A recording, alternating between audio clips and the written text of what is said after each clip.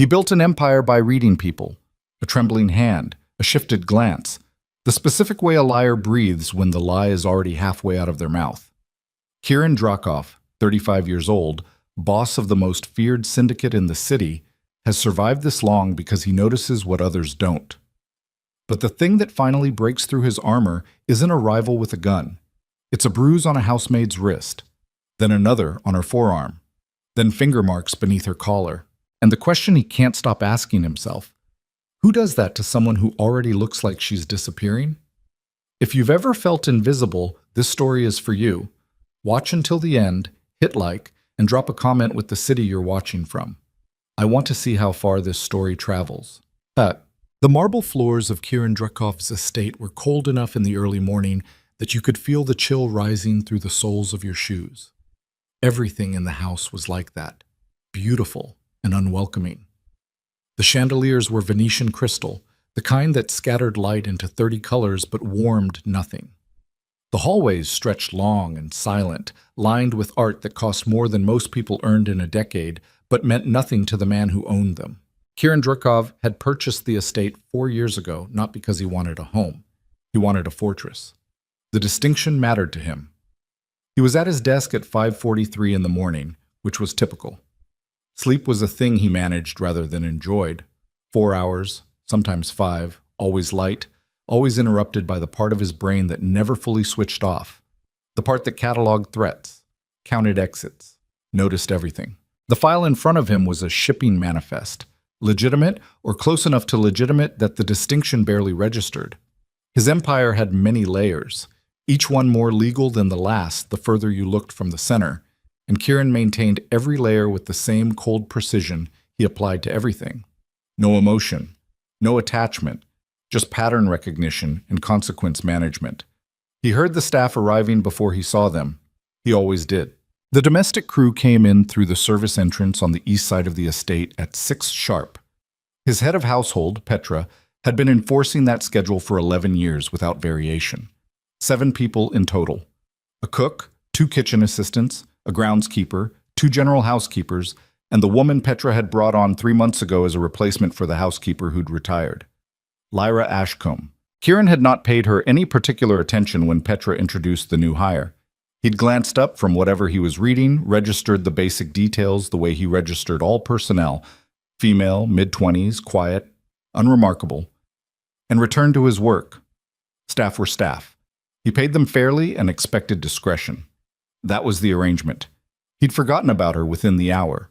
What changed it was something so small it almost didn't register. It was a Tuesday, 6 weeks after she started. Kieran was crossing the main hallway on his way to the East Wing study when Lyra came out of the drawing room carrying a bucket and a mop, and one of his security advisors, a broad, loud man named Solt, who laughed too hard at his own jokes, appeared from the opposite direction, gesturing to a colleague and talking at full volume about some idiot who'd shorted a payment. Solt wasn't aiming for her. He wasn't even looking at her, but he swung his arm wide while he talked and his hand came within 2 feet of her face. Lyra dropped the bucket. Not from contact, from proximity. She flinched back against the wall so hard she hit the molding with her shoulder, both hands coming up in a reflexive guard, eyes shutting. The bucket clattered against the floor. Water spread across the marble. Solt looked at her with the mildly annoyed expression of someone who'd been startled by a cat. "Watch it," he said, not unkindly, already moving past. Lyra said nothing. She crouched and gathered the bucket with the specific practiced stillness of someone accustomed to making themselves invisible during moments of disruption. She did not look up. She did not speak. She mopped the spilled water with careful, even strokes, her sleeves pushed to her elbows. Kieran was 10 feet away. He saw the bruise on her wrist. It was a deep one. Not the yellow-green of something fading, but the dark purple-brown of something less than a week old. The shape of it was too deliberate for an accident, spread wide, concentrated on the inside of her wrist like a handprint pulled tight. He said nothing. He kept walking. But in the particular filing system of his mind, the one that operated constantly, sorting everything into categories of relevant and irrelevant, Lyra Ashcombe moved from one column to the other. Batama. He did not go looking for it. That was important to him somehow. The distinction between deliberately investigating and simply noticing. Over the next 2 weeks, he simply paid attention to what was already in front of him. The second bruise appeared on a Thursday. He'd come down early again, and Lyra was in the kitchen hallway carrying fresh linens. She had her hair pinned back and the collar of her uniform had shifted slightly, and beneath it, at the curve where her neck met her shoulder, there was a mark. Not a shadow. Not a trick of the estate's lighting, which he knew intimately because he'd had the system designed himself. A mark. 2 inches long, the specific angry yellow of a bruise at the 4 or 5 day mark. He looked away before she could sense that he was looking. That evening, he sat alone in the East Wing with a drink he didn't finish and thought about the 2 marks. His world was organized around the understanding that violence was a language. He'd spoken it fluently for 20 years. He knew the difference between violence as negotiation, violence as punishment, violence as power demonstration. He knew what a man looked like when he'd been beaten to send a message, and what a man looked like when he'd been beaten for the satisfaction of the beater. The bruises on Lyra Ashcombe told him which category he was looking at. This was not strategic violence. This was personal, which meant it was worse. The third time, it wasn't a bruise. It was the way she moved. Petra had organized a staff lunch in the estate's courtyard, some recognition thing for the kitchen team. Kieran hadn't paid much attention to the details. He'd come through the courtyard on his way from the garage, head down, already thinking about a meeting he had in an hour, when he heard raised voices from the kitchen through the open window. Not aggressive, just loud. 2 of the kitchen assistants arguing about a delivery schedule. The comfortable loud of people who knew each other well enough to bicker without edge. Lyra was in the courtyard, setting a table. When the voices rose inside, she stopped. Every muscle in her body went rigid in the same half-second. Her hands, holding a folded napkin, pressed flat against the table's surface. Her shoulders pulled up toward her ears. Her chin dropped. And then, the thing that stuck with him afterward, she turned her body slightly, just slightly, so that her back was no longer toward the window. So she could see it. Not the reaction of someone startled by noise, the reaction of someone who had learned to track the location of loud things. The argument inside petered out in 30 seconds, and she resumed setting the table, slow and methodical, and Kieran stood in the arch of the courtyard entrance and watched her, and felt something he could not name precisely, but recognized as discomfort. Not pity. He didn't do pity. Something more like the feeling he got when a piece of data didn't fit the pattern it was supposed to fit. Except the data in this case had a face. He went to his meeting. He made several decisions that affected the financial futures of 6 people. He ate dinner alone and read 3 reports and answered 40 messages. At 11:30, he was still thinking about the way Lyra Ashcombe's shoulders had gone up toward her ears. Fuck. He didn't tell anyone what he was noticing.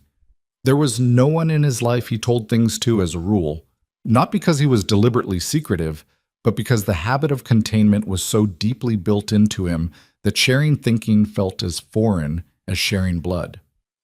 His second in command, a lean and precise man named Kyle, was as close to a confidant as anyone Kieran allowed, and even Kale operated strictly on need to know. This wasn't something Kale needed to know. This was still only a pattern. Patterns didn't become decisions until they were complete. What completed it was the 4th week of October, on a rainy Wednesday, when Kieran returned to the estate later than expected and found Lyra in the main hallway, on her knees cleaning a baseboards, and she didn't hear him come in. The rain was loud against the windows. The entrance was carpeted near the door. He came in quietly, the way he always came in. She was wearing a cardigan over her uniform. Both cuffs were pulled down as far as they would go, and as she reached forward to work the brush along the baseboard, the left sleeve rode up 2 inches. Not 1 bruise. 3, overlapping, the oldest a sickly yellow and the newest almost black. Kieran stood in the entrance for 4 seconds without moving. She heard him then, or sensed him maybe, the way people sense being watched, and she straightened fast, pulled the sleeve down in a motion so automatic it had to be muscle memory, and turned with the particular composed blankness of someone who had practiced not reacting. "Mr. Drukoff?" she said. Her voice was low and steady, carefully steady, the steadiness of someone actively managing their voice rather than naturally calm. "Lyra is," he said. Her eyes were on a point slightly to the left of his face. not quite meeting his gaze. He noticed that too. "I'll be done in a moment," she said. "I apologize for still being here." "Don't apologize," he said. She blinked. Just once, like the words didn't quite compute. He walked past her to his study and poured himself a drink, he did, this time, finish, and sat in the dark for a while with the particular kind of still anger he was most careful about. The kind that came not from threats to himself or his operation, but from the knowledge that somewhere in his field of awareness, a cruelty was occurring that his own mechanisms of control could not cleanly address. He was not a man who helped people. He was a man who managed outcomes. He sat in the dark and tried to locate the part of himself that understood the difference, and found, to his irritation, that it was smaller than he'd expected. He had her followed within the week, not because he'd decided to intervene, because he needed complete information before any decision could be made. That was the rationale he gave himself, and it was not entirely dishonest. Kieran Drakov did not move without full intelligence on principle.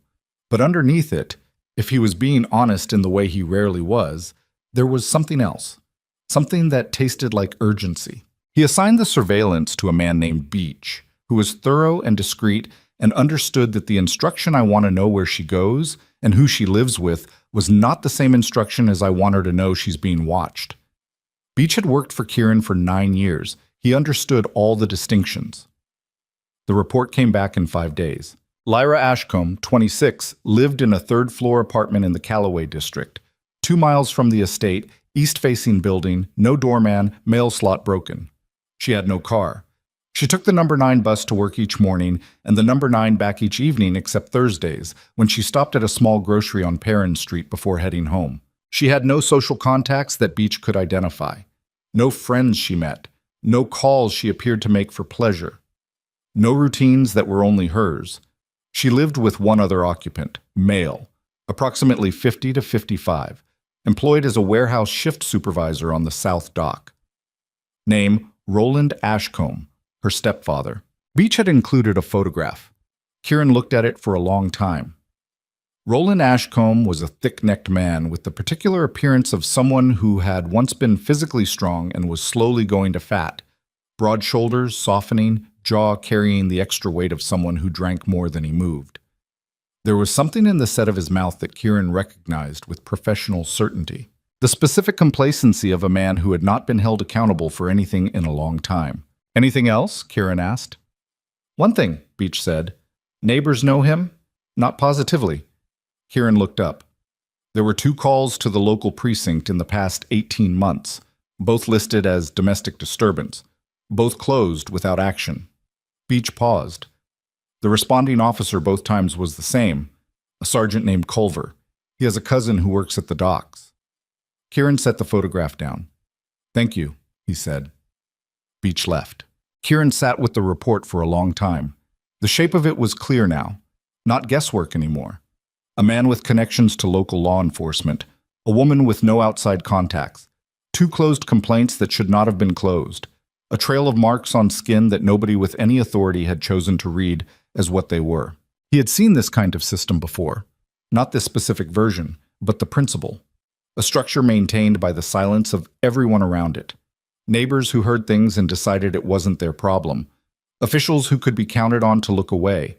And in the center of it, a person who had learned so completely that no help was coming that she had stopped expecting it. He understood, in a way most people could not, exactly how durable that kind of system was. He also understood how to dismantle systems. The night everything stopped being theoretical was a Thursday. Beach had mentioned that Thursdays were when she stopped at the grocery. Kieran hadn't intended to go himself. He'd told Beach to keep standard surveillance, same parameters. But at 6:40 that Thursday evening, he found himself in the back of his car on Perrin Street, parked 60 feet from the grocery entrance, waiting for something he couldn't have articulated a reason for. She came out at 6:55, 1 bag, not heavy. She was carrying it easily at her side, not two-handed. She had her coat on, dark blue, slightly worn at the cuffs. Her hair was down for once, or partly down, a few strands coming loose from whatever she'd had it in at work. She looked, in that moment, extremely ordinary, not the careful blankness she wore at the estate, something that might have been almost relaxed. He watched her walk down Perrin Street toward Callaway. He told his driver to follow at distance. He watched her turn into her building. He told his driver to stop. For the next 40 minutes, he sat in the car across from the building and felt the particular idiocy of a man who had followed someone across a city without knowing what he expected to find. He was about to tell his driver to move when the light in the third-floor window went on. He could hear voices from the street. The window was cracked open despite the cold. He couldn't make out words at first, just tone. A male voice, higher than you'd expect for the size of the man, carrying that specific flat energy of someone gearing up rather than someone already at the peak. He heard Lyra's voice, lower, brief, conciliatory. Then the pitch changed. One sentence from Roland, loud enough that a pair of passers-by on the sidewalk both looked up. And then a sound that Kieran had heard in many contexts and could not misidentify. An open palm across a face, the specific acoustic of it. Then silence. Then Lyra's voice, quiet, coming through the cracked window like something bleeding. She said, "I'm sorry." Kieran's hand was on the door handle. He sat there for 4 seconds with his hand on the door handle. Then he took his hand away. He sat in the car and breathed. In through the nose. Out slow. The discipline of a man who knew that action taken wrong was sometimes worse than inaction taken right, and who was fighting. In this specific moment, every instinct he had that was screaming the opposite. He could go up there right now. He could go up there and demonstrate to Roland Ashcombe in very concrete terms what happened to men who put their hands on people who worked for Kieran Drakov. He could do it in 60 seconds. He had done things like it before. And then Lyra would show up to work Monday morning with a man no longer in her apartment and a debt to Kieran Drakov, and she would understand exactly what kind of power she had traded herself into. He knew what that looked like. He had seen that trade made, and he knew what it cost, and he would not do it. Not like that. He made his driver take him home. He didn't sleep. By 4 in the morning, he had made 2 decisions. The first, he needed to talk to her directly. The second, he needed to know what he was going to say before he did. He gave himself 2 days to think. He spent them doing the work he always did. Meetings, reports, the management of an empire that operated on the principle that everything was a transaction and every transaction had a cost. He was good at this. He had been good at this since he was 19 years old and had understood, with a clarity that most people his age couldn't access, that the world sorted people into those who set the terms and those who accepted them. He had decided very early which category he intended to occupy. What he was not good at was this. He did not have a template for this. On Saturday morning, 15 minutes before Lyra was due to start her shift, he told Petra he needed to speak with the new housekeeper privately. Petra did not ask questions. She understood that when Kieran Drakov said he needed something done, the nature of the need was not her concern. He waited in the small sitting room off the main hallway. The room was almost never used. It was too bright in the morning, the east windows flooding it with the kind of direct light that felt aggressive before 9 a.m. He stood rather than sat. He didn't want to be sitting when she came in. Sitting felt like control. He wasn't sure he had the right to that posture, in this room, for this conversation. She appeared in the doorway at 7:58. She saw him standing in the sitting room and she stopped. He watched her face complete a rapid sequence.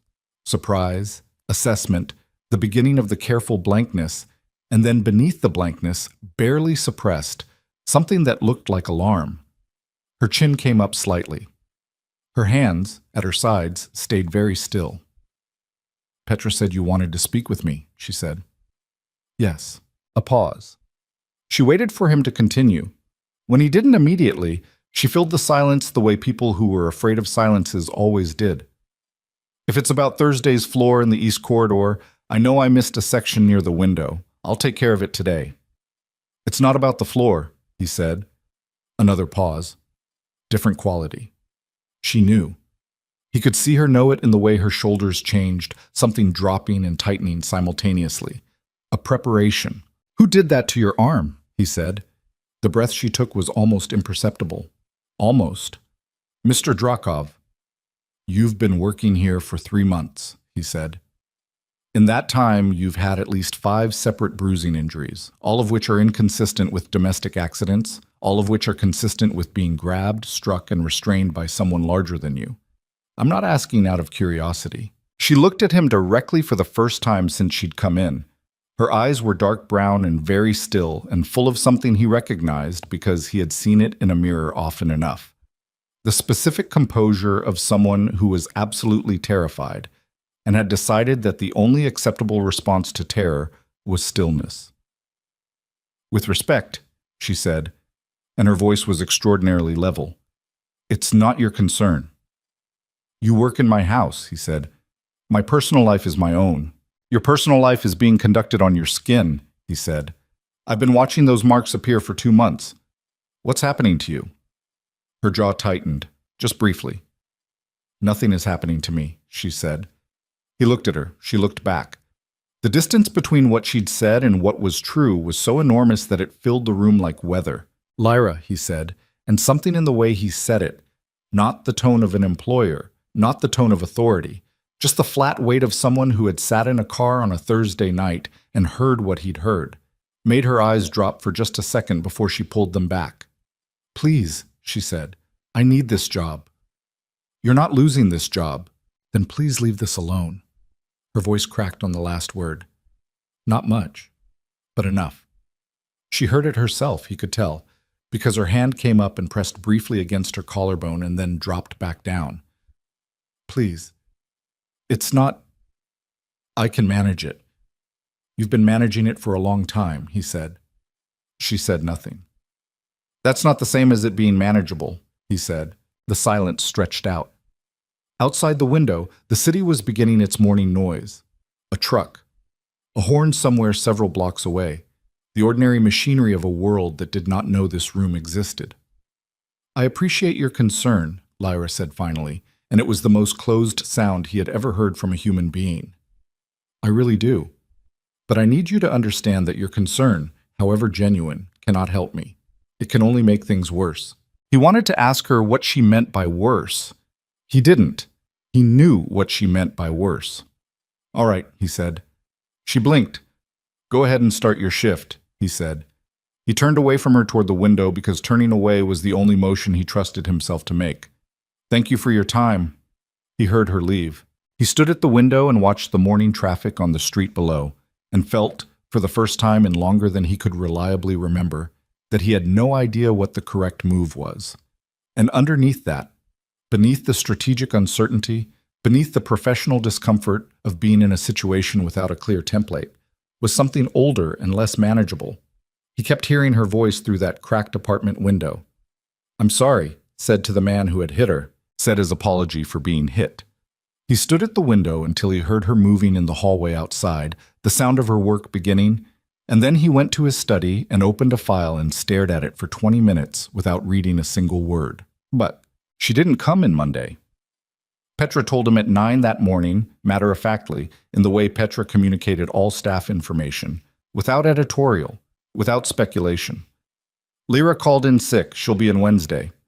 Kieran said nothing. He opened his laptop and found the case files he'd had Beach put together and looked at them for a long time.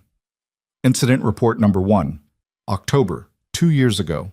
Neighbors reported shouting and what one described as a crash sound. Responding officer arrived, spoke with both occupants. Notes read, "Situation appears domestic dispute. Both parties calm at time of visit. No injuries observed. No further action required.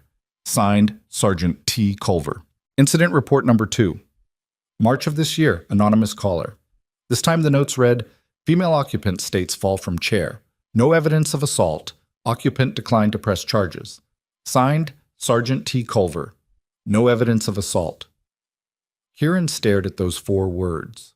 He had spent 20 years in environments where evidence was a managed resource. He knew exactly what no evidence of assault meant when a sergeant with a convenient family connection wrote it about a woman who had learned that saying anything other than "I fell" made everything worse. She was right in the sitting room. He had asked her a direct question, and his concern could not help her. And she had known that with a specificity he was only now fully understanding. She hadn't been deflecting. She had been telling him a true thing about how her world worked. The system that held Lyra Ashcombe in place was not Roland Ashcombe alone. It was every closed report, every neighbor who decided it wasn't their place, every institution that processed her pain and filed it and moved on. She had learned the lesson that system taught. Nobody comes, nobody stays. And if someone shows up asking questions, it gets worse after they leave. He sat with this for a long time.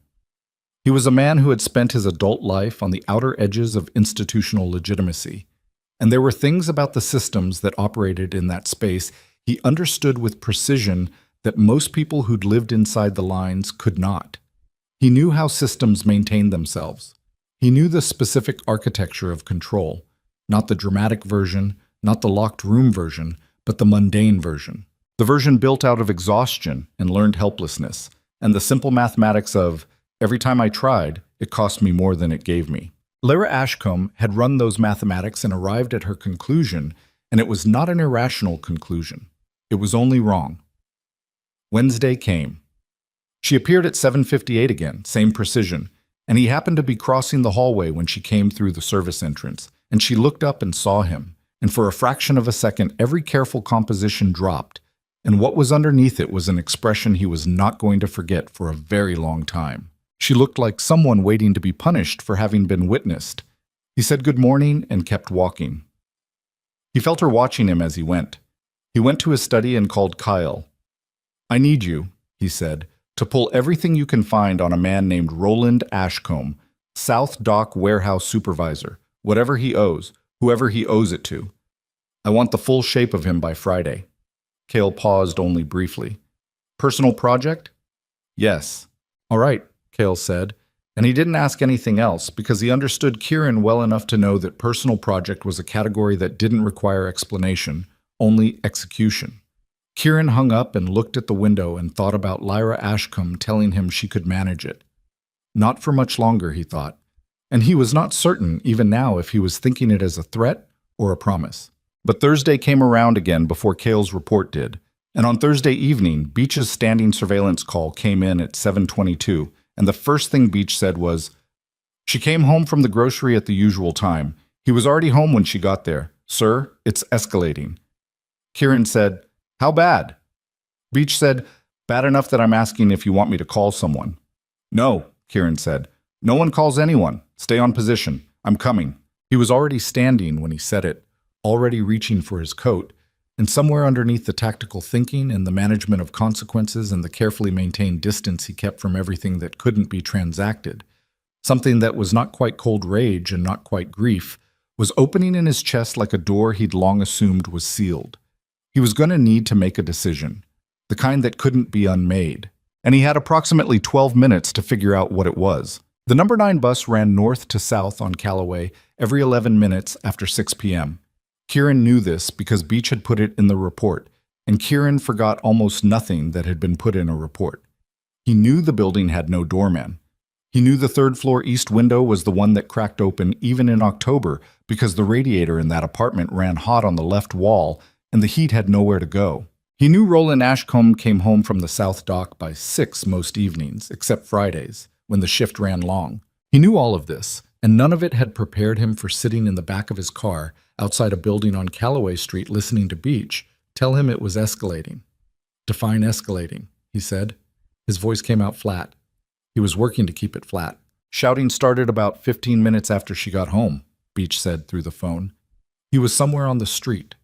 Kieran could hear the ambient noise of the block behind him, a television from a lower floor window, the specific wet sound of tires on damp pavement. Couldn't make out the words from my position. Then it went quiet for a few minutes. Then it started again, louder. And now? Quiet again. That kind of quiet. Kieran knew what that kind of quiet meant. He'd been in enough rooms after enough violence to understand that the silence following a storm was not peace. It was assessment. It was the stillness of a person determining whether the threat had passed or only paused. "I'm 5 minutes out," he said. "Stay where you are." He put the phone in his jacket pocket and looked out the car window at the city moving past. A convenience store. A woman walking a small dog. 2 men arguing cheerfully outside a bar. The entire ordinary world continuing its ordinary business with no awareness of the third-floor window on Callaway Street, and felt the particular pressure behind his sternum that he had learned over many years to treat as a signal rather than an emotion. It was telling him he was already too late for whatever had just happened. It was also telling him he was not too late for what came after. Those were different problems. Pull over here, he told his driver. They were still 2 blocks from the building. He got out on foot. He didn't examine the decision too carefully. There was something about arriving in the car, with the driver, with the full apparatus of who Kieran Drakov was, that felt wrong for what he was walking toward. He pulled his coat collar up against the cold and walked. Beach materialized from a doorway halfway down the block. He was a spare man, the kind whose face was easy to forget, which was most of his professional value. He fell into step beside Kieran without being asked. "Third floor," Beach said quietly. "Lights still on." "Anyone go in or out after her?" "No, he was already inside when she got back." They stopped at the building entrance. Kieran looked up at the third-floor window. The curtain was drawn now. The light behind it was steady. "Go home," Kieran told Beach. Beach looked at him for a moment. "Sir?" "Go home." Beach went. Kieran stood on the sidewalk for a moment longer. A man walking past gave him a brief, curious look and then looked away, which was the correct response to the expression on Kieran Drakov's face at that particular moment. He did not go upstairs. He wanted to. That was the honest accounting of it. The part of him that operated on direct solutions was extremely clear about what the direct solution looked like. It looked like a third-floor door and a man named Roland on the other side of it. It looked like making very certain that Roland Ashcombe understood the specific and personal nature of the consequences he was accruing. He did not go upstairs because he was standing on the sidewalk running the outcome, and the outcome was not clean. Lyra would know what he'd done. She would have to live in that apartment, with that information, with whatever Roland's response to being confronted was. And Roland's type did not respond to confrontation by becoming smaller. Roland's type responded by finding the nearest available target. The nearest available target lived on the third floor. He stood on the sidewalk for 4 minutes. He knew it was 4 minutes because he watched it happen on his watch, which was a habit from a time in his early career when he'd needed to track elapsed time during operations and had never fully stopped. 4 minutes of standing in the cold with his hands in his coat pockets and his eyes on a lit window, and the full, uncomfortable weight of having information about a situation that his usual mechanisms could not cleanly resolve. Then he walked back to his car. The drive home was 20 minutes, and he spent them in silence that his driver understood well enough not to interrupt. He went to his study. He poured 2 fingers of scotch. He did not drink it. He sat in the chair behind his desk and looked at the photograph of Roland Ashcombe that Beach had included in the file, and thought about the difference between being a man who could do almost anything and being a man who understood when almost anything was not the right thing. He picked up the phone and called Kyle. "Friday's too long," he said when Kyle answered. "I need what you have now." A pause. Shuffling. Kyle was meticulous and did not like presenting incomplete intelligence, which was one of the things Kieran valued about him. "I've got 60%. "Talk me through 60%. What Kale had found in 5 days was enough. Roland Ashcombe owed money. Not unusual. A lot of people owed money. What was unusual was the specific geography of what he owed and to whom. He had a history with 3 different loan operations, all of them connected, in the way that operations in the city's outer financial ecosystem tended to be connected, to networks that Kieran either owned outright or had influence within. The total exposure was not enormous by the standards of Kieran's world, somewhere south of 40,000, but to a warehouse shift supervisor on a dock worker's salary, it was a number that required managing. Roland managed it the way men like him always managed it. He paid minimums. He borrowed from one end to pay the other. He kept the structure barely stable through a combination of partial payments and the social cover of being a man that a particular sergeant named Culver didn't scrutinize too hard. "The Culver connection," Kieran said. "How deep?" "Cousin, like Beach said, works dispatch at the dock. Nothing dramatic. Roland's not paying anyone off. There's no money for that. It's just the kind of thing where a sergeant logs a call and sees a name he recognizes and decides the paperwork doesn't need to go anywhere." "And the debt holders?" "2 of them are downstream from Merritt's operation," Cale said. Merritt was a man who had understood 6 years ago that it was more profitable to exist within Kieran's sphere than outside it, and who had made the appropriate arrangements. "The third is independent but small, probably approachable." Kieran was quiet for a moment. "All right," he said. "Finish the picture. I want everything by Thursday morning." "What's the play?" I don't have a play yet, Kieran said. I have the beginning of one. He hung up and finally drank the scotch and thought about what Lyra had said in the sitting room. Your concern can only make things worse. She had meant worse for her. She had been doing the arithmetic of her specific situation, and she was not wrong about the arithmetic. She was only working with incomplete variables. She didn't know that the men her stepfather owed money to were men who existed within Kieran's reach. She didn't know that the particular kind of leverage Roland had assembled over her life, her income, her isolation, the implicit threat of violence, the systematic removal of any external support, was not a permanent structure. It was a temporary one that relied entirely on Lyra having nowhere else to go. Kieran was good at changing the geography of where people could go. He went to bed at 2 and slept, for the first time in 4 nights, without interruption. She came in Wednesday at the usual time and said good morning to him in the hallway with the same carefully composed voice, and he said, "Good morning," back and watched her eyes, which did not quite meet his, which had shadows beneath them that had nothing to do with lighting. He let her work. He spent the morning in meetings that required his full attention and gave them his full attention because this was another thing he was good at. The ability to be entirely in one place while a separate part of his processing ran continuously on a different problem. By noon, he had conducted 3 meetings, signed off on 2 contracts, and dealt with a personnel problem in his East Side operation, and he had also, in the background, finished constructing the architecture of what he was going to do about Roland Ashcombe. He called Cale at 12:30. "I want to purchase Roland Ashcombe's debt," he said. "All of it. Every note, every outstanding balance, every informal arrangement. I want it consolidated, and I want it in my name by the end of next week." Silence. Then, "That's a straightforward transaction on the merit end. The independent one might require some persuasion." "Persuade them. And once you hold it, then I have a conversation with Roland Ashcombe." Another silence. Different quality. "Kieran," Cale said, which was notable because Cale used his name approximately twice a year, and both times had preceded statements that Cale considered important enough to risk the informality. "This is personal." "Yes." "Personal has a different cost structure than operational." "I know." "And you've thought about the downstream—" "Cale," Kieran said, "buy the debt." A pause. "All right." He hung up. He went to find Lyra, prompt.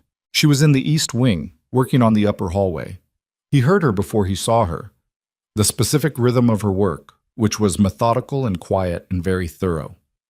He had noticed in the 3 months she'd worked here that she was excellent at her job. Not the servile kind of excellent that came from fear of consequences, but the absorbed kind, the kind where a person took a task seriously because seriousness was the only mode they trusted. She moved through the estate the way a careful person moved through a space they respected, and it had struck him more than once that there was something almost incongruous about it. The level of attention she paid to a house that was not hers, owned by a man she barely knew, while apparently being unable to direct any of that same attention toward the circumstances of her own life. He understood now that the incongruity was not a mystery. The estate was a place where the rules were clear and the expectations were defined and the threat landscape was navigable. Home was none of those things. She heard him coming and turned. "Mr. Drakov," she said. "I need 5 minutes," he said. Something moved behind her eyes. Not quite fear. The anticipation of something unwelcome. "I'm in the middle of papatsi." "5 minutes," he said. "Please." The please landed. He could see it. She set down what she was holding and folded her hands in front of her, which was the gesture she used when she was bracing herself, and waited.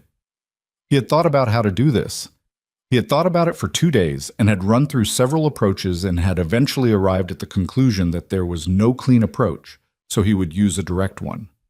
"I spoke to you last Saturday about your situation," he said. "Yes. You told me your concern couldn't help and would make things worse." Her chin came up slightly. "I stand by that." "I know you do," he said. "And I want you to know that I'm not here to argue with your assessment of your own situation.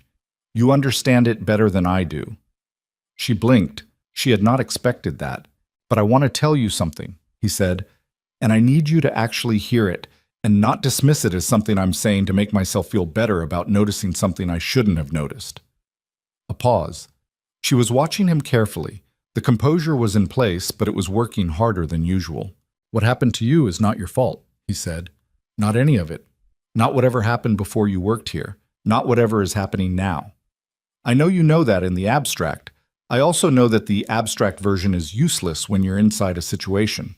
But I need to say it anyway because I think you might have gone long enough without anyone saying it to you directly." The silence in the hallway was very complete. "That's the first thing," he said. "The second thing is this. I'm not going to pretend I'm not going to do anything. I am going to do something. I haven't decided exactly what yet, and I'm going to do it in a way that I believe will not create more immediate danger for you. But I won't insult you by pretending otherwise." Her expression shifted. What went through it was complicated and moved fast. Something that might have been relief, and something that might have been terror, and something that might have been anger, all of it compressed into the half second before the composure came back down. "You can't," she said. "Whatever you're thinking." "You're not going to talk me out of it," he said, not unkindly. "You don't understand what happens when someone interferes," she said. Her voice had something new in it. The steadiness was cracking slightly at the edges. Not from weakness, but from the pressure of trying to make him understand something she had learned the specific hard way. "The last time someone tried to help, a woman from work, 2 years ago, she called a hotline on my behalf. She thought she was doing the right thing. He found out. I don't know how. He always finds out. And the 2 weeks after that were the worst of my life. She meant well. It made everything worse." Kieran looked at her. "I'm not a woman from work," he said. She stared at him. "I know that's not modest," he said. "I'm telling you anyway." The anger came more clearly then. He was glad to see it, actually. The anger meant she was present, not only enduring. "So because you're powerful, it's different," she said. "Because you have money and connections? You think that changes what he's capable of?" "No," Kieran said. "I think it changes what I'm capable of." She made a sound that was not quite a laugh. It was the sound of someone who had been told too many times that this time would be different. "Lyra," he said. She looked at him. "Last Thursday night," he said, "I was outside your building." The color left her face. "I heard what happened," he said. "I heard what you said afterward." She turned away from him. The movement was sharp, involuntary, the specific motion of someone who had been caught in a private moment and wanted a wall between themselves and whoever caught them. She put her hand against the hallway wall, and he could see her shoulder blades through the fabric of her uniform, the tension in them like something pulled too tight. "Please don't," she said. "I'm not here to pity you," he said. "Then leave it alone." Her voice had gone to something very quiet, something that was barely managing itself. "You heard something you weren't supposed to hear, and you feel responsible, and I'm telling you that you're not. I'm not your problem." "No," he said. "You're not." She turned back to look at him. "But he is," Kieran said, and something in the way he said it, the flatness of it, the complete absence of performance in it, the quality of a statement rather than a threat, made her look at him for 3 seconds without any composure at all. Just her face. And what was in her face was a complexity that no human being should have had to learn how to carry at 26 years old. Then the composure came back, heavy and practiced and complete. "I need to finish my work," she said. "I know," he said. She picked up what she'd set down. He walked back down the hallway. He did not look back. She didn't come in Thursday. Or Friday. Petra told him Friday morning. Lyra called yesterday afternoon. She said she needed some personal time. She sounded... Petra paused, which was unusual for Petra, who was not a woman given to hesitation. She sounded like someone who didn't want me to ask questions. "Did you ask questions?" "I told her the position would be here when she was ready to come back." "Good," Kieran said. He went to his study and called Beach. "Where is she?" he said. "Apartment," Beach said. "She hasn't come out since Wednesday evening." "Roland?" "Came home Thursday at the usual time. Hasn't left since either." Kieran was quiet. "Sir," Beach said carefully, "do you want me to—" "No," Kieran said. "Nothing yet. Stay on it." He hung up and sat very still for a moment. 2 people in an apartment and neither of them coming out, and Lyra had heard what Kieran said. Wednesday, and now she was not at work and Roland was home. He ran the possible explanations, and most of them were ones he preferred not to dwell on, but dwelling on them was necessary because pretending they weren't possible was the kind of thinking that led to arriving somewhere too late. Cale called at 3. "The debt purchase is done," he said. "All 3 notes. Total exposure is 38,400. The independent holder required some encouragement, but he came around. When can I set up the meeting with Roland?" "Whenever you want. Though I'd suggest not coming to the apartment." "No, not the apartment." He thought for a moment. "Find somewhere neutral. Somewhere public enough that he understands the nature of the meeting, but private enough that we can talk. The kind of place where he knows he can't make a scene." "Exactly." "I'll find something. When?" "Monday," Kieran said. "Give me the weekend to see if she comes back to work." She didn't come back Saturday. Sunday morning, Beach called at 8:47. "She came out," he said. "She's at the bus stop now." "Which direction?" "South Line." South was away from the estate. Away from work. Kieran thought about where the South Line went and what was down there on a Sunday morning and could not construct a reassuring picture. "Stay with her," he said. 22 minutes passed. He sat at his desk and did not look at the file on it. His coffee went cold. Beach called back. "She went to a walk-in clinic on Devers Street. She's been inside for 40 minutes. A pause. "She came out. She's got a bag from the pharmacy. She's—" Another pause. "She's sitting on a bench outside the clinic. Sir, she's just sitting there." Kieran picked up his coat from the chair where he'd set it the night before. "I'm coming," he said. He told his driver to take him to Devers Street and said nothing else for the entire drive. When they pulled up, he got out and walked to where Beach was standing at the corner, hands in his pockets, watching a bench 30 feet away. She was sitting with the pharmacy bag in her lap and her hands folded on top of it. She was wearing the dark blue coat, the one with the worn cuffs. Her hair was down. She was looking at the street in front of her with the specific quality of attention of someone who was not actually seeing anything. He walked toward her. She heard his footsteps when he was 10 feet away and looked up, and her face did something he had never seen it do before. It simply fell.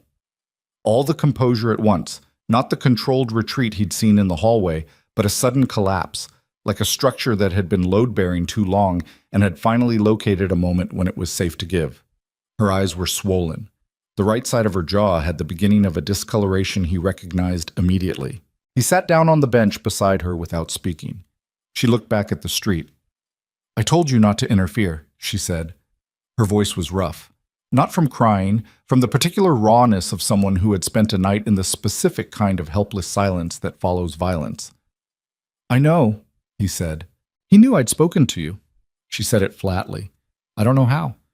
Maybe someone on your staff. Maybe he followed me to work. Maybe he just—" She stopped, swallowed. "He said if I went back there, he would make sure I understood what that cost." Kieran looked at the side of her face. Something in his chest went completely still, not the stillness of control. The stillness that came after, when the anger had burned past the point of heat into something cold and absolute. "Lyra," he said. She turned and looked at him, and her eyes were dry, which was somehow worse than if they hadn't been.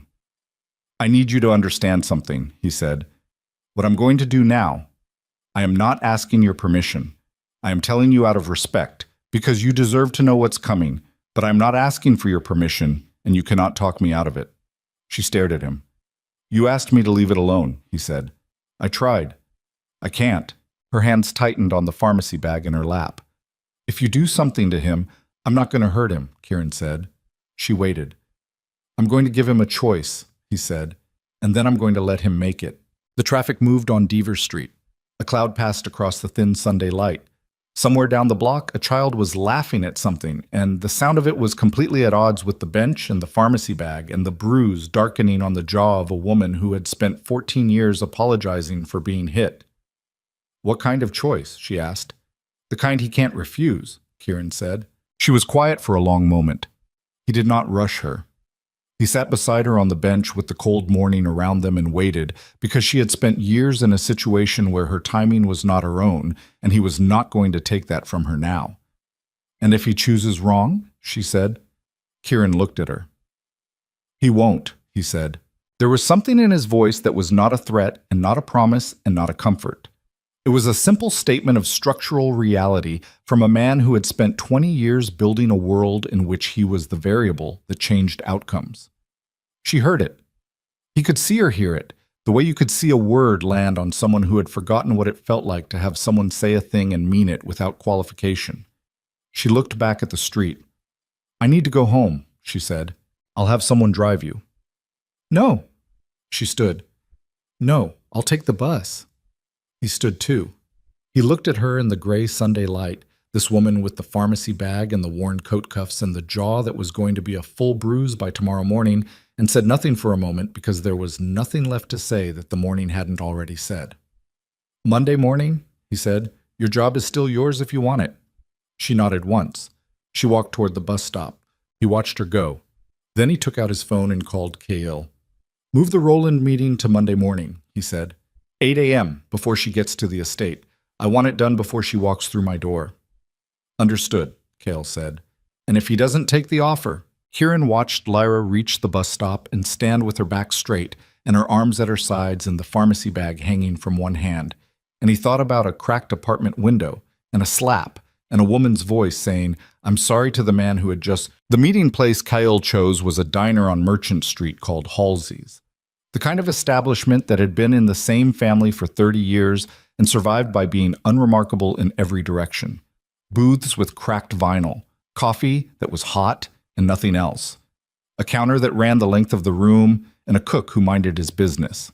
It was the kind of place where a man could be told very bad news in a relatively public setting and understand that the publicness of the setting was itself part of the message. Kyle had reserved the back booth. Kieran arrived at 7:50 and ordered coffee. He didn't intend to drink and sat with his back to the wall, which was always his preference, and watched the door. Roland Ashcombe walked in at 8:04. He was larger in person than the photograph had suggested.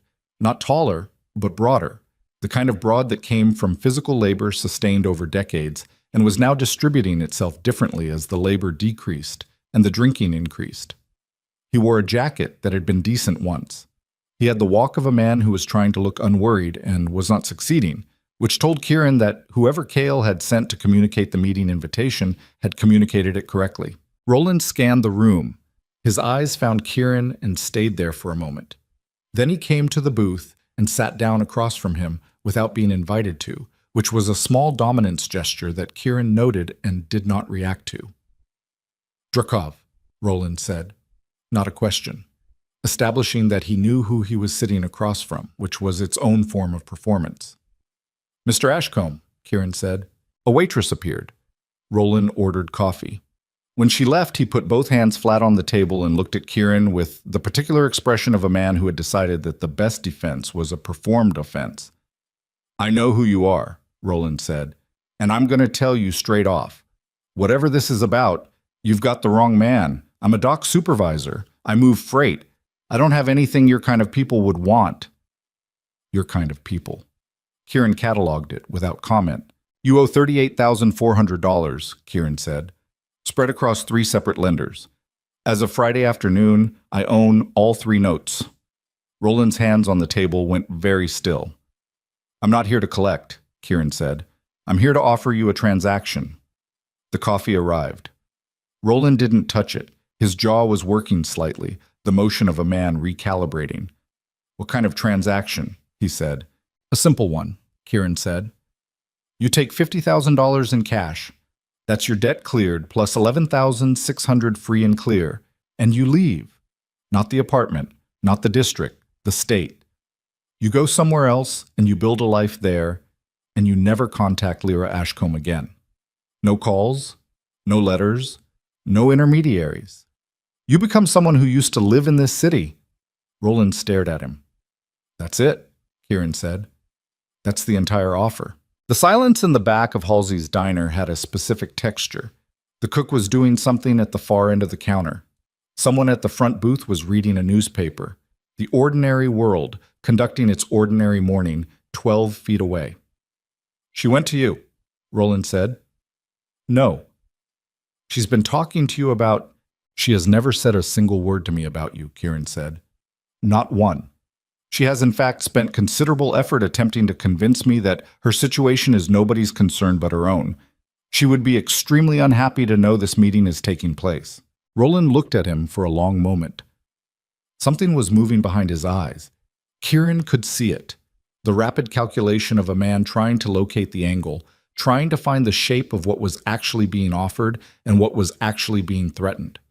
This was a man who had operated for years in an environment of implicit coercion, the physical kind, the simple arithmetic of being larger and louder and more willing to harm. And he was now sitting across a table from someone whose coercion operated on entirely different frequencies, and he was trying to translate. "And if I say no," Roland said, "then I call in $38,400 in debt," Kieran said. "Today. All of it. The terms on 2 of those notes include provisions for immediate collection that the previous holders were not in a position to enforce. I am." He picked up his coffee cup and set it down again without drinking from it. "And I refer your name to an acquaintance of mine who has a professional interest in warehouse operations at the South Dock. He's been looking for a reason to conduct a thorough audit of freight movement on the South Line for about a year. A supervisor's name appearing on his desk tends to accelerate that kind of interest." Roland's face had changed. The performed composure was gone. What was underneath it was not fear exactly. Not yet. But the beginning of fear, the recognition of it approaching. "You're threatening me over a housemaid," he said. "I'm offering you a very good deal," Kieran said. "What I'm threatening you with is what happens if you decline it." Roland sat back. The booth vinyl made a sound. He looked at his coffee, and then at the table, and then at some middle distance that contained whatever private arithmetic he was running. Kieran waited. He was good at waiting. "I need to think about it," Roland said. "You have until Wednesday," Kieran said. "Cale, the man who contacted you, has a number. You call it by Wednesday noon. If I don't hear from you by noon Wednesday, I assume you've declined and I proceed accordingly." He stood, took a folded bill from his jacket and set it on the table for the coffees. "I'd encourage you not to discuss this meeting with Lyra. She'll be distressed on your behalf, and she's had enough distress." He said it without any particular inflection. He let Roland hear whatever he wanted to hear in it. Then he walked out of Halsey's diner into the Monday morning and got into his car and told his driver to take him to the estate. He felt, for the first time in 2 weeks, the beginning of something that might eventually resolve into relief. He should have known better than to feel it that early. Lyra came to work at 8:47. He saw her from the upper landing as she came through the service entrance, the dark blue coat, the careful posture, and the bruise on her jaw now fully formed and dark against her skin. She did not look up at the landing. She went directly to the service corridor and he heard her speaking briefly with Petra, the ordinary exchange of a staff member arriving and receiving the day's assignments. He went to his study. He had 3 meetings before noon and conducted them with his usual precision. He signed documents. He resolved a dispute between 2 of his operation managers that had been festering for a month. He ate lunch alone and read the afternoon reports and did not think about Roland Ashcombe more than twice. Wednesday came. At 11:58, Cale called. "He took it," Cale said. "Called 2 minutes ago. He wants the cash in hand before he signs anything." "That's reasonable," Kieran said. "Set it up for Thursday. Have the papers drawn. Relinquishment of any financial or legal claim over Lyra Ashcombe, standard language. I want it airtight. And I want a witness who isn't on my payroll." "I'll use the attorney on Renner Street," Cale said. "She's discreet and she owes us nothing, which is better for the document." "Good." He hung up. He sat at his desk for a moment. 38,000 in debt absorbed, 50,000 dispersed. 1 transaction, and the structure that had held Lyra Ashcombe in place for 14 years was going to dissolve like it had never existed. Roland would be gone by the weekend. The apartment would be hers. The income she earned and had never been allowed to keep would be hers. The next step, the apartment in her name and the financial setup, he would manage through Kyle with the same care and without fanfare. Not charity, just the removal of obstacles. He was good at removing obstacles. He allowed himself, briefly, the thought that this was almost over. He should have known better than to think it. But Thursday came and went without contact from Cale, which meant the signing had gone according to plan. Friday morning, Kyle confirmed it. "Done," he said. Roland Ashcombe signed at 10 a.m. Thursday, took the money. He had 2 bags already packed, which suggests he'd been planning to accept since Monday. And he's gone? His car left the Callaway building at noon Thursday. Beach tracked him to the interstate heading west. He hasn't come back. Kieran was quiet for a moment. All right, he said. Move to the next phase. The apartment setup. I want it done quietly. Have the lease put in her name at a new address, building on the north side, the one on Arlen Street that we hold the management company for. Reasonable rent, nothing that would raise questions. Have the first 3 months covered without her knowing the source. And when she finds out? She'll find out eventually. That's a bridge we'll cross. He hung up. He went to find Lyra. She was in the west corridor as she usually was on Friday afternoons. He found her with a cloth and a polish, working on the dark wood of the banister with the same absorbed precision she brought to every task. She heard him coming and turned. Do you have a minute? He said. She set down the cloth. Yes. I have some information, he said, that I think you should have. He watched her face change. It happened slowly, the composure adjusting, reshaping around whatever she was bracing for. Roland is gone, he said. She looked at him. He left the city Thursday, Kieran said. He won't be coming back. The silence that followed was very different from the silences he'd sat inside with her before. This one had a different quality, not the taut, managed silence of someone containing fear, but something more disoriented. The silence of a person who had just been told that the largest object in their landscape had been removed and was trying to understand what the landscape looked like without it. What did you do? She said. It wasn't quite a question. I gave him a choice, Kieran said. He made it. What choice? He owed money to people who owe things to me. I purchased his debt and offered him a clean exit. Cash, in exchange for leaving and relinquishing any hold over you legally or financially. She stared at him. He signed a document, Kieran said. Legally witnessed. Whatever claim he had to your income, your residency, anything, it's gone. Something moved through her face that was too fast and too complicated to name. He saw the sequence of it. Disbelief first, then a kind of fragile, dangerous hope, then something that looked almost like fury. You did that, she said. Yes. Without telling me. Yes. The fury settled. You didn't ask me, she said. You just... She stopped. Started again. You made a decision about my life without... I made a decision about his, Kieran said. His debt, his exit, his choice. You weren't involved because I didn't want him to know you were the reason, and because I knew if I told you in advance you would have tried to stop it. You're right, she said. I would have. I know, because you don't understand what this means.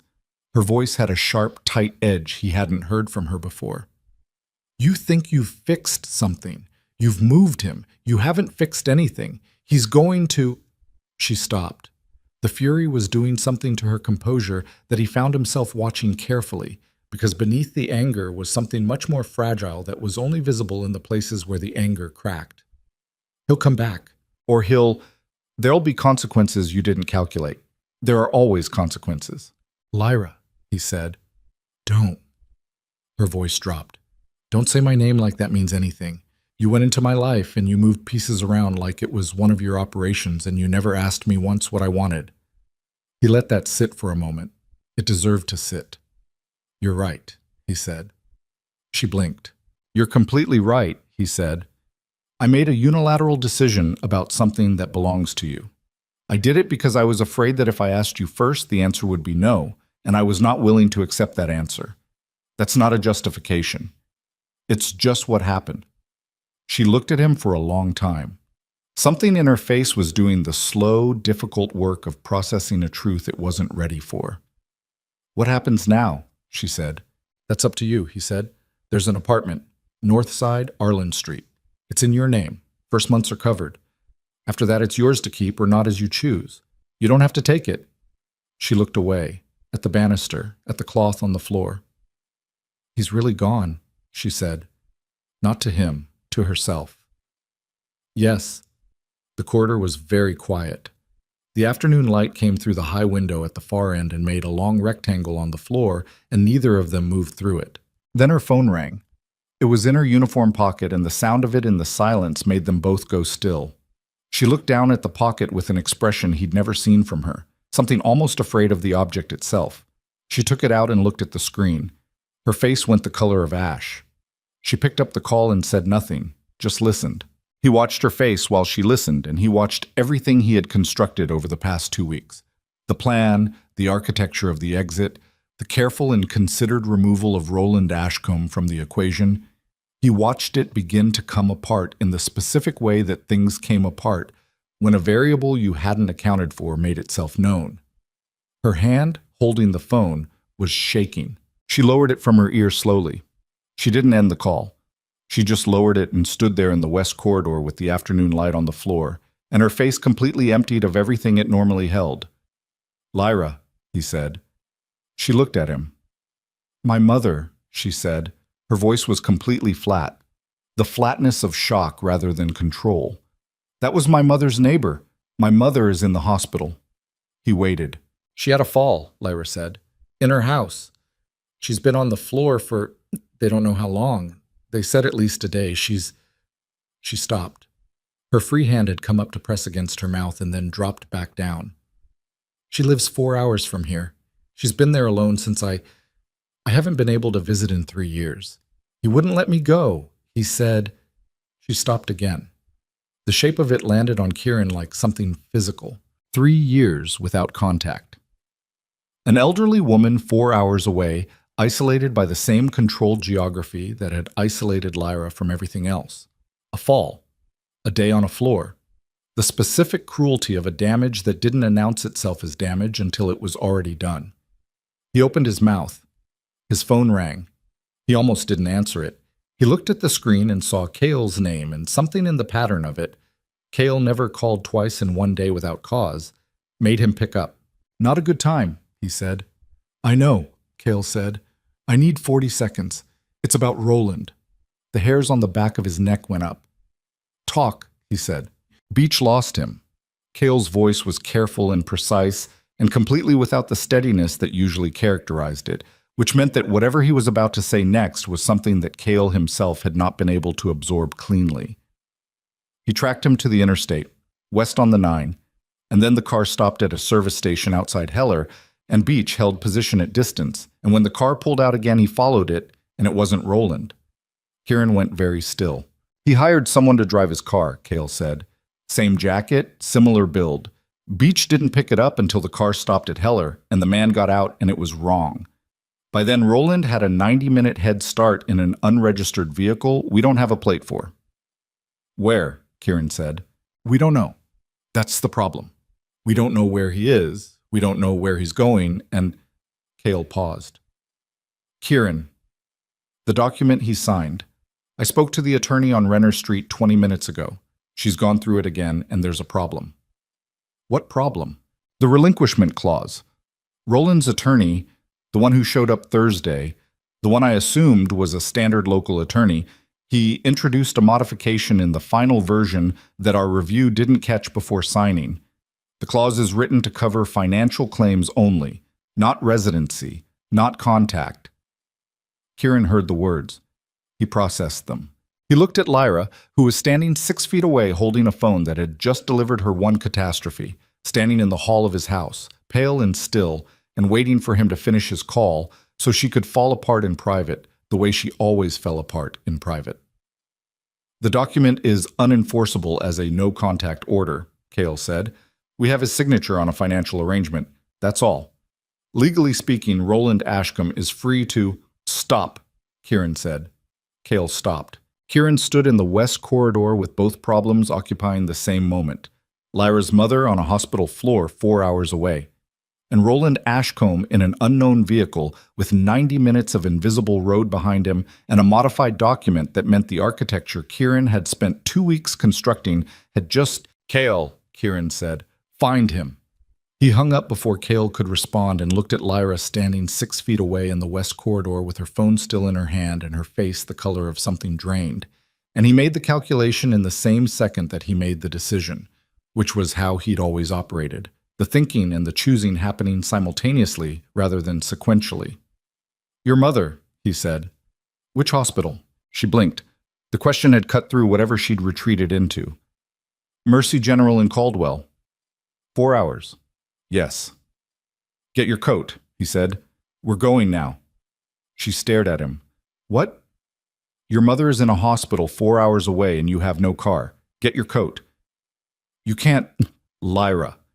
His voice came out flat and very direct and left no room for the argument she was building.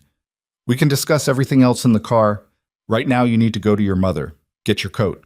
Something in her face broke open just slightly at the edges and then reformed. She nodded once and went to the service entrance where she'd hung her coat, and he went to his study and took 30 seconds to send Cale 3 words, find him first, and then picked up his own coat and keys and went to the garage and told his driver he was taking a vehicle himself, which happened rarely enough that his driver looked briefly startled before stepping aside. He drove. She sat in the passenger seat with her hands in her lap and looked at the road ahead and said nothing for the first 20 minutes, and he let the silence be what it needed to be, the specific silence of someone trying to hold themselves together through the forward motion of a vehicle, because forward motion was the only thing currently available.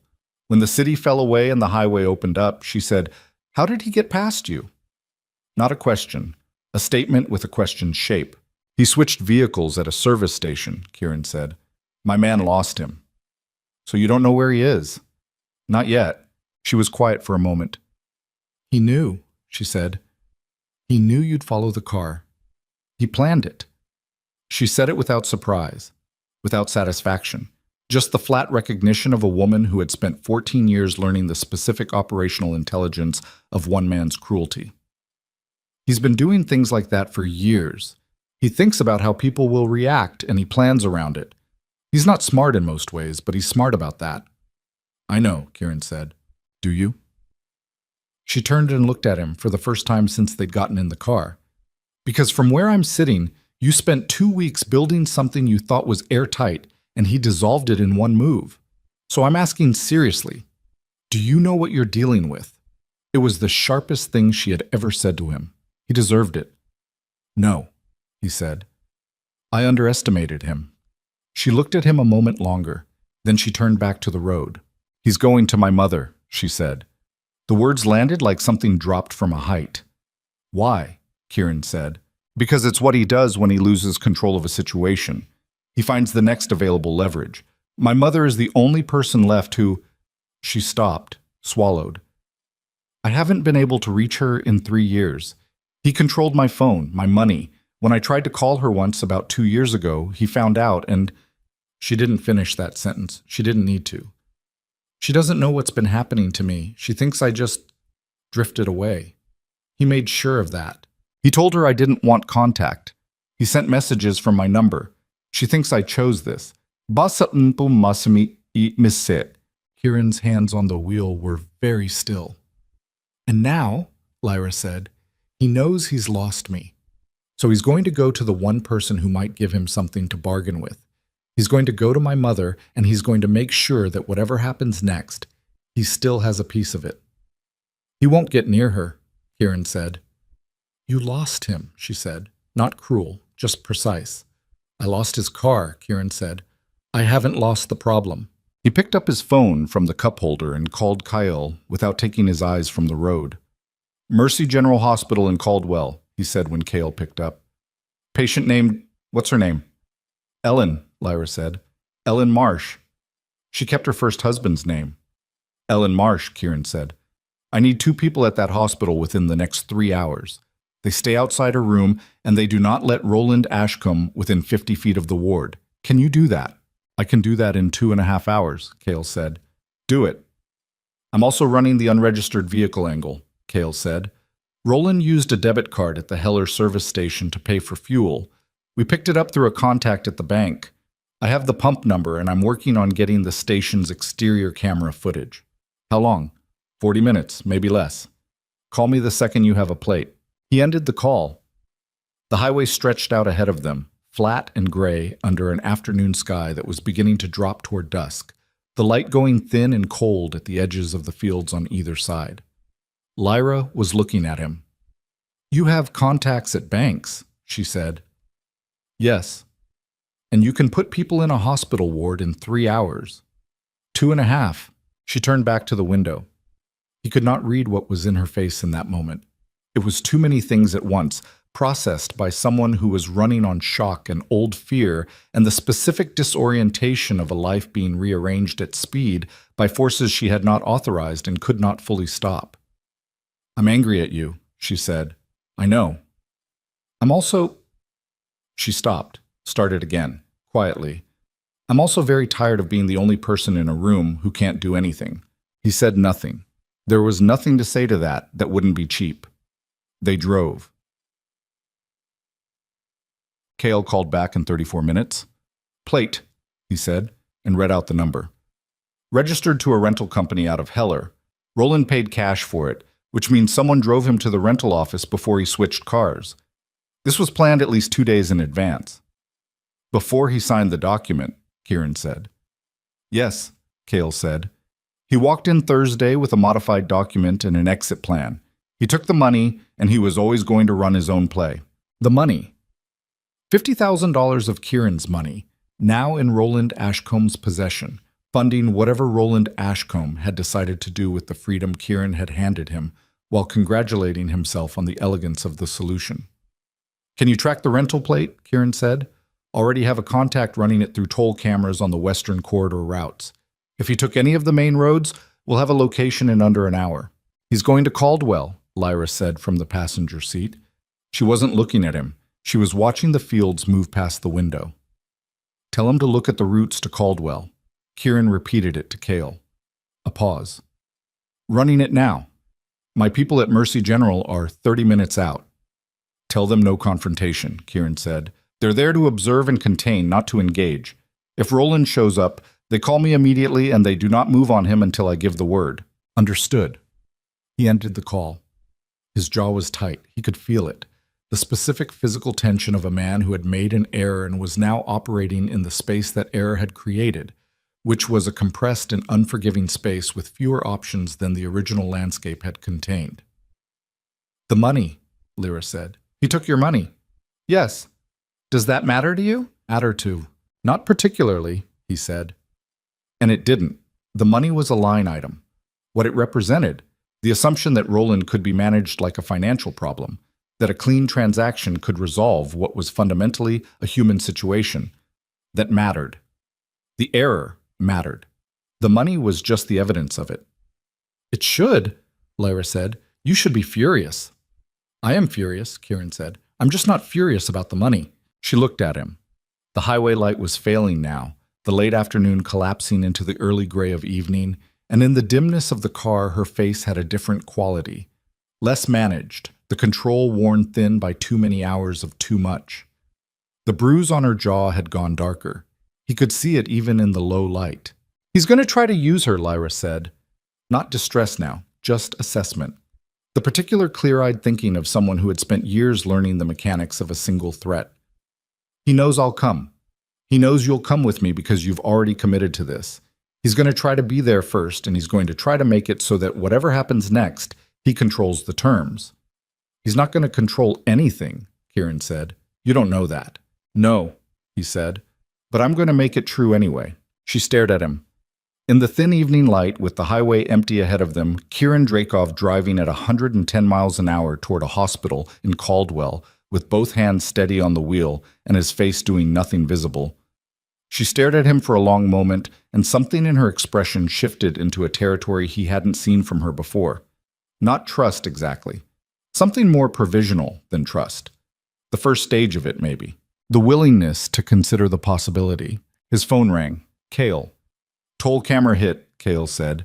"Rental plate picked up on the Route 7 corridor heading east-northeast 40 minutes ago. He's not going to Caldwell." Kieran's foot came off the accelerator slightly. "Say that again?" "He's not heading to Caldwell. Route 7 east-northeast goes to one place of significance if you're Roland Ashcombe with $50,000 and a head start." Cale paused. "It goes back to the city." The car was very quiet for a moment. Kieran said, "He's going back to the apartment." "Or," Cale said, and his voice had the careful quality it got when he was delivering something he'd confirmed but didn't want to deliver, "he's going somewhere else in the city. Somewhere that makes more sense as leverage than a hospital 4 hours away. Somewhere closer. Somewhere he knows. Kieran turned it over fast. Roland heading back. Not to Caldwell, not to Lyra's mother.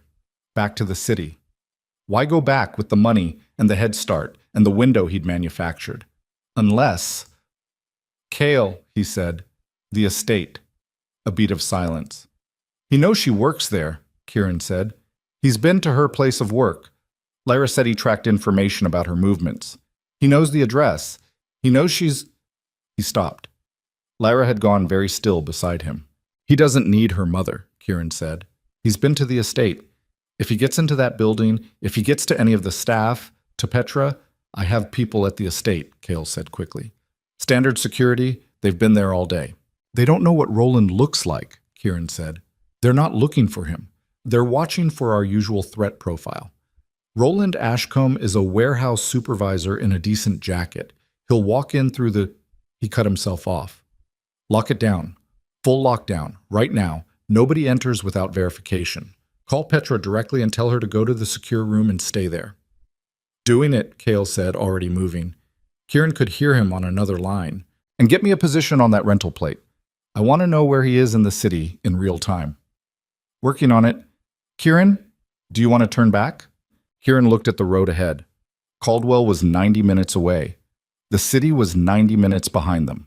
Lyra's mother was in a hospital bed, injured, alone, and had been told for 3 years by a man she had no reason to distrust that her daughter had simply stopped caring. The hospital was the reason they were in this car. The city was where the problem had just redirected itself. No, he said. Keep going, but I need someone on that plate and I need them calling me every 10 minutes. Done. Cale hung up. The car was silent. Lyra was looking at her hands in her lap. He's not going to my mother, she said. No. He's going back. Yes. To do what? Her voice was very quiet. He has the money. He could just go. He could go and this would be over and... She stopped. He heard her understand it in real time, the way understanding arrived sometimes. Not all at once, but in stages, each one worse than the last. He's not done, she said. He doesn't want to be done. He wants to demonstrate that he can't be managed, Kieran said. That's all this is. He took the deal and the money, and he made his own plan because sitting across from me in that diner and taking that offer felt like losing. And men like Roland don't lose and then walk away. They find something to break on the way out. So everything you did is still standing, he said. He can't touch the legal document. He can't touch your finances. He can't reverse what's been set up for you. What he can do is show up and make noise and remind everyone that he exists and wasn't simply erased. She turned and looked at him. What do you think he's going to do? He thought about Roland Ashcombe walking into a space associated with Kieran Dracoff and what that would look like to a man who had decided the only remaining move was some form of demonstration. He thought about Petra, who was small and efficient and completely unequipped for this specific variable. He thought about the staff who moved through the estate every day, doing their jobs inside the ordinary assumption of safety. I think, Kieran said, that he's going to try to find something that matters to you. She was very still. And I think he's calculated that the thing that matters to you is the job, Kieran said. The stability, the routine, the first thing in 3 years that was yours and only yours. I think he's going to go there and make sure it doesn't feel safe anymore. He felt her process that. Felt it like a change in the air pressure inside the car. Then turn around, she said. My people are locking it down. Turn around, she said again. My mother's neighbor already called Mercy General. The hospital knows she's there. She's not alone. But the estate, Petra is there, the kitchen staff, people who don't know anything about this, and Roland is heading toward... Cale's people don't know what I know, she said. Her voice had gone somewhere new. Not the careful control, not the managed composure, but something direct and urgent and entirely unperformed. I have been watching Roland Ashcombe operate for 14 years. I know how he moves. I know what he looks like right before he does something he can't take back. Your security team doesn't know that, I do. He looked at her. She looked back at him. In the car on the empty highway in the evening dark, Lyra Ashcombe was not asking. She was not deferring. She was not managing her voice or her posture or the expression on her face with the bruise still dark on her jaw. She was looking at him with her full attention, direct and unguarded, and what was in her eyes was something he recognized because he had felt it himself often enough to know its specific weight. The refusal to be passive in the moment that mattered. He held her gaze for 2 full seconds. Then he hit the brake, checked the mirrors, and pulled a controlled U-turn across both lanes of the empty highway, the headlights sweeping through the dark and then settling back on the road, heading north, heading back, the engine climbing as he accelerated. 90 minutes. Cale called at the 20-minute mark. "Plate camera," he said. "He's in the city. He's on Keller Avenue." Keller Avenue was 4 blocks from the estate. "ETA on additional support," Kieran said. 12 minutes, Cale said. "But Kieran, our current team at the estate is reporting something. Service entrance on the east side. Someone tried the intercom 3 minutes ago, and when the staff didn't respond, they moved around to the secondary access point on the north wall." Kieran's foot pressed harder on the accelerator. "He knows the layout," Lyra said. She had heard. Her voice was steady. "The delivery entrance on the north side has an older lock. He's seen me come and go from that side. He knows that entrance." "Cale," Kieran said. "North side delivery entrance, right now." "On it." A burst of noise on the line, not static, something physical, the sound of a door. Then voices. 2 of them. One of them recognizable as one of Kieran's men, and the other louder, rougher, with the particular pitched aggression of a man who has made a decision and doesn't intend to unmake it. Roland was already inside. "How far?" Lyra said. Not to Cale, to Kieran. He looked at the GPS. 7 minutes, he said. She nodded once. Her hands came up and pressed flat on the dashboard, not braced for impact. Just a physical anchor, the body needing something solid while the mind ran ahead to a place it wasn't ready for. 7 minutes. The estate lights appeared on the horizon at the 4-minute mark. The upper windows lit against the dark, and Kieran pushed the car faster and the engine sound climbed and his phone was ringing. Cale again. And through the phone he could hear the specific sound of a confrontation inside a building that was supposed to be a fortress and had briefly become something. He heard it before he saw it. The phone still in his hand, Cale's line still open, and through it the sound of something breaking. Not glass, something heavier, furniture maybe, the specific crash of an object displaced by force, and then a woman's voice, high and sharp, that he identified as Petra, and then Roland's voice, loud and without the careful performance it had worn in the diner booth, stripped down now to what it actually was, underneath all the management and the planning, raw and cornered and ugly. Kieran pulled the car through the estate gate without slowing for it to fully open, the side mirror clipping the post, and covered the drive to the entrance in 12 seconds. He was out of the car before it had fully stopped, Lyra moving at the same moment on the passenger side, and he did not tell her to stay back because he already knew she wouldn't, and because some part of him understood that this ending did not belong only to him. The front entrance was unlocked. His own security, 2 men, both of them physically capable, and both of them currently positioned in the main hallway with the specific, uncertain posture of people who had contained a situation but not resolved it, looked at him when he came through the door, and one of them said, "East corridor, sir. He came in through the north service and went straight for the..." Kieran was already moving. He heard Roland before he turned the corner into the east corridor. I don't know what you've been doing?" 14 years. 14 years I kept that roof over her head, kept her fed, kept her from ending up on the street like her mother would have let her, and she goes running to some... Kieran came around the corner. The east corridor was lit the way it always was in the evening, the wall sconces throwing warm light that made everything look more civil than it was. Roland Ashcombe was standing in the middle of it, 15 feet from the entrance to the kitchen hallway, and he had Petra by the upper arm. Not violently, not yet, but with the grip of someone making a point about what he could do. Petra was very still, her face arranged into the expression of a woman who was furious and disciplined enough not to show it as fear. 2 of the kitchen staff were visible at the far end, frozen in the kitchen doorway. Roland heard Kieran's footsteps and turned. The performance came back for exactly 1 second. Kieran could see him reach for it, the composure, the constructed reasonableness. And then it fell away again because Roland was a man who had been running for 6 hours on adrenaline and $50,000, and a plan that had felt clean when he'd made it, and was now dissolving into the specific exposed feeling of a man who had walked into a space and found it less empty than he'd expected. "Let her go," Kieran said. Roland's hand stayed where it was. "We're going to have a conversation," Roland said. His voice had the slightly elevated quality of someone who had been drinking, not heavily, but enough. "You and me, without the lawyers and without the arrangements. You're going to look at me and you're going to understand that you don't get to buy people." "Let her go," Kieran said again. Same tone, same volume. Roland released Petra. Petra stepped away from him with the precise, controlled movement of a woman who had made a decision not to run and was honoring that decision.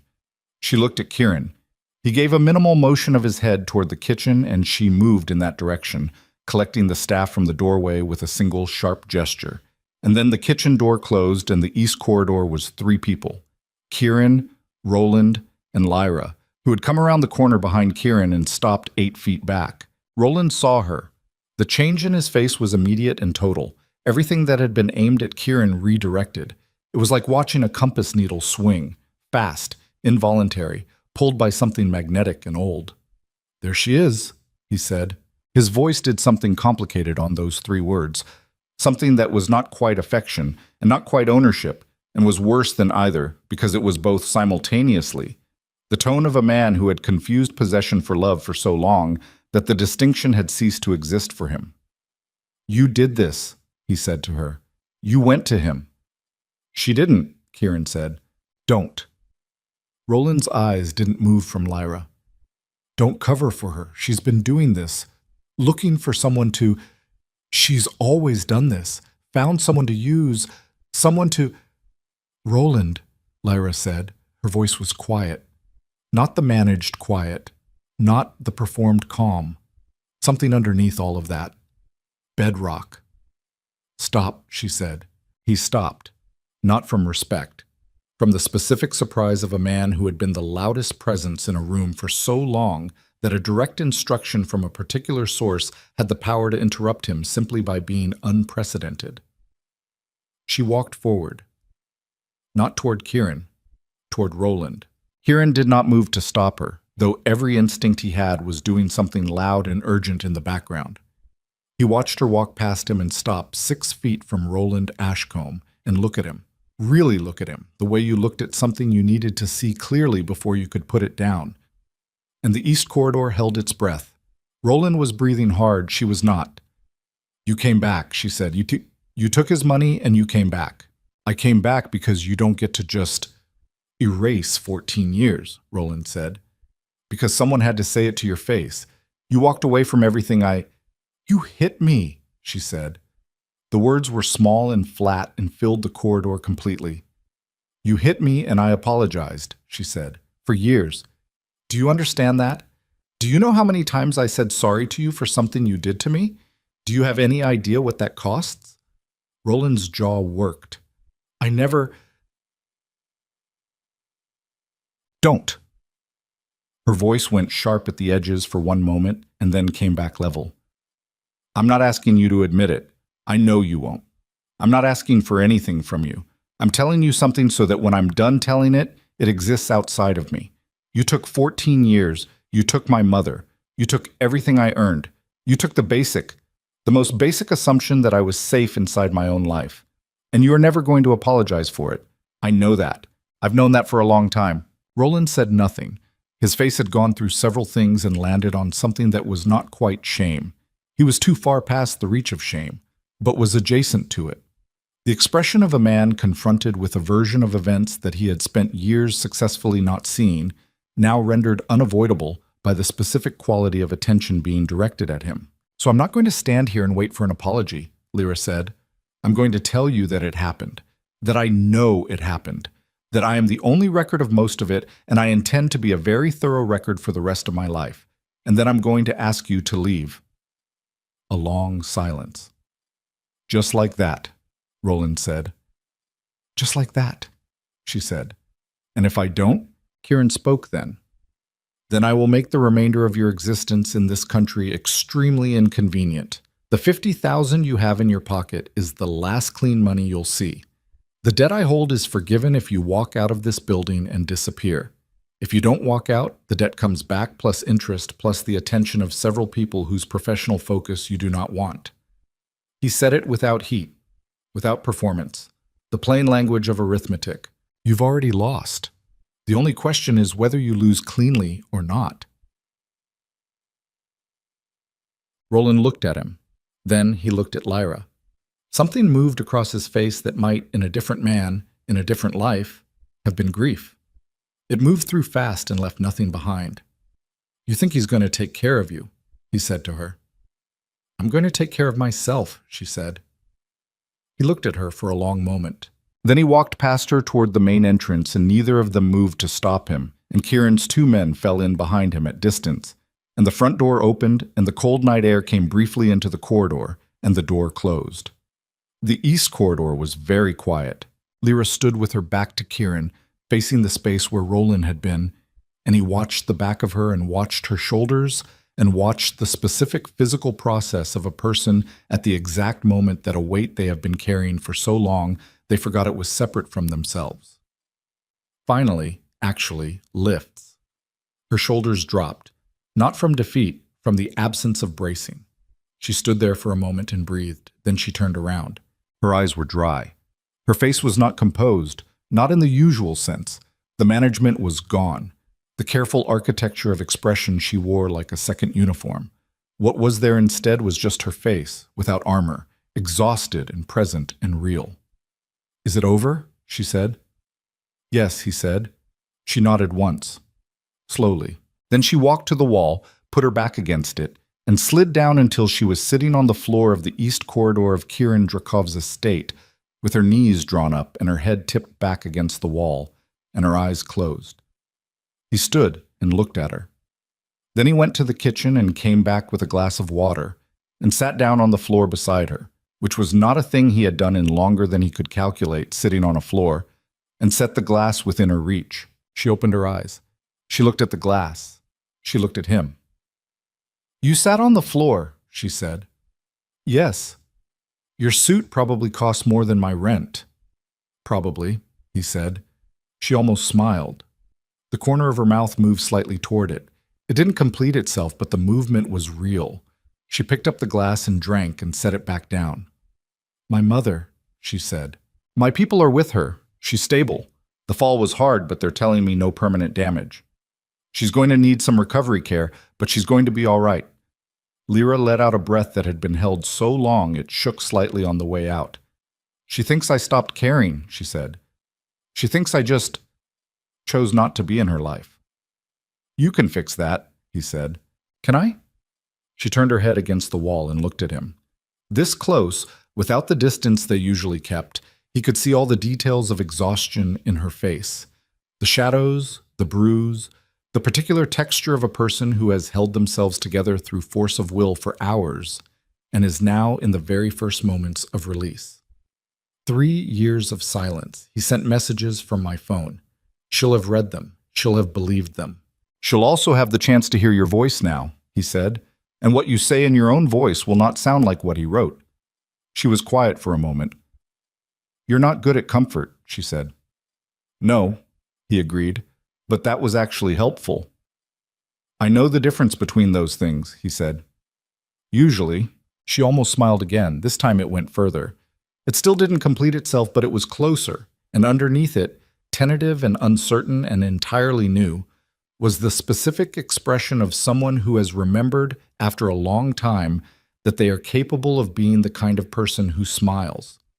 They sat on the floor of the east corridor for another 10 minutes without speaking. It was the most human 10 minutes Kieran Drakov had spent in a very long time, and he did not know what to do with that assessment except to sit inside it and let it be what it was.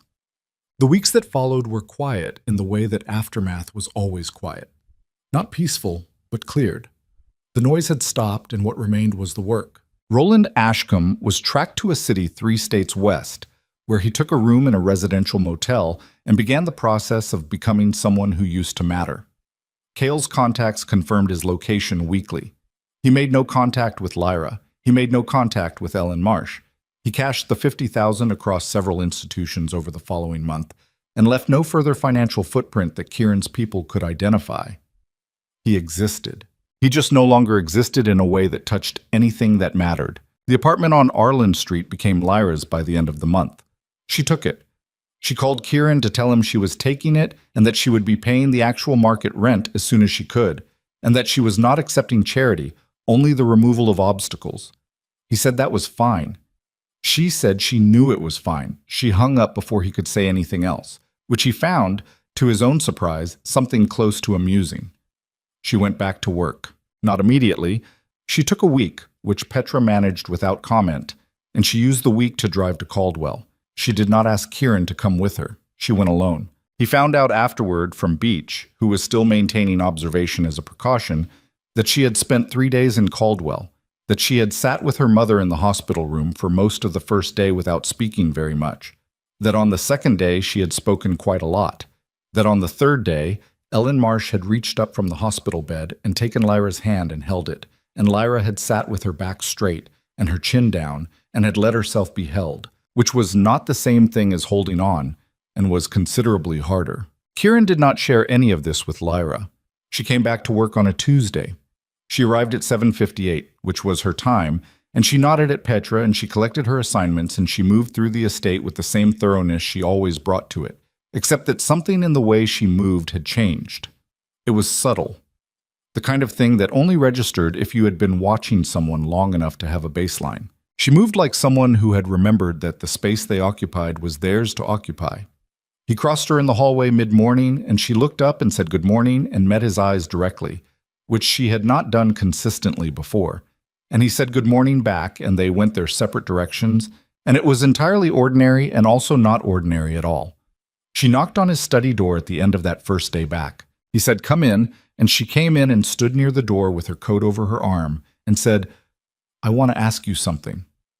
"All right," he said. "Why?" she said.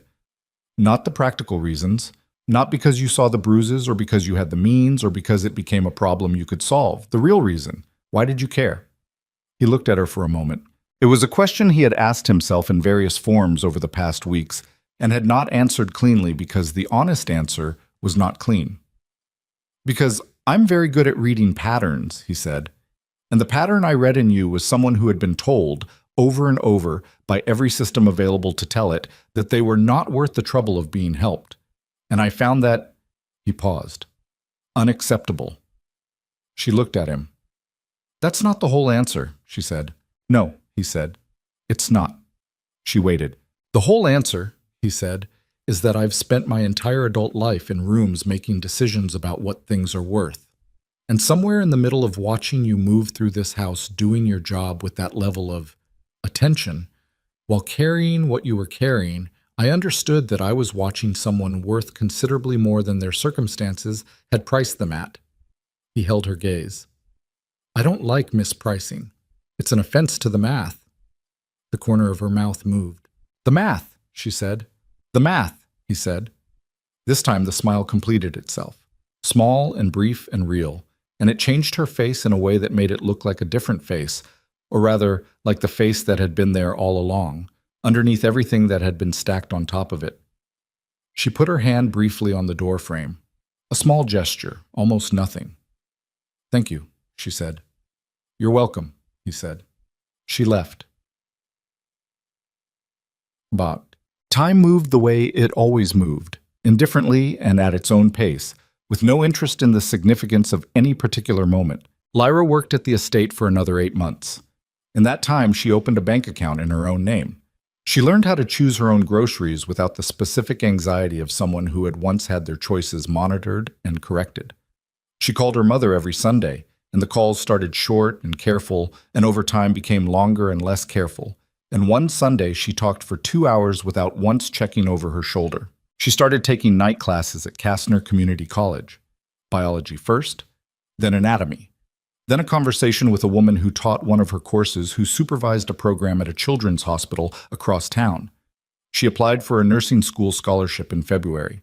She told Kieran in passing the way she had started to tell him things, not confiding exactly, but the ordinary information exchange of two people who shared a space and had stopped performing formality with each other. "Nursing school," he said. "Pediatric track," she said. "The professor at Kastner has a connection at the hospital. There's a program for trauma-specialized pediatric care, and she thinks I might have a particular, she paused. Aptitude.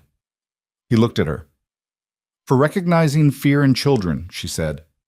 Simply, without drama. He said nothing for a moment. When do you hear back about the scholarship? He said. March. Let me know, he said. She looked at him with the particular expression she had developed for the moments when she suspected he was about to do something she hadn't asked for. I'm not asking for anything. I know, he said. Let me know anyway. She got the scholarship. She let him know. She quit in April, 2 weeks before the nursing program began. She gave proper notice and trained the woman Petra hired to replace her, and on her last day she came and knocked on his study door again. He said, "Come in." She came in. No coat this time, just herself. I wanted to say it in person, she said. You already thanked me, he said. Not for this part, she said. For... She stopped, reorganized. For the floor, that night, the corridor, you didn't have to do that. Sit on the floor? Be a person, she said, instead of whatever else you could have been. He looked at her. She looked back at him. The afternoon light was coming through the study window, and it caught the side of her face that no longer had a bruise on it and hadn't for months. And she stood in it like someone who had stopped being afraid of the light finding her. Take care of yourself, he said. I intend to, she said. She left.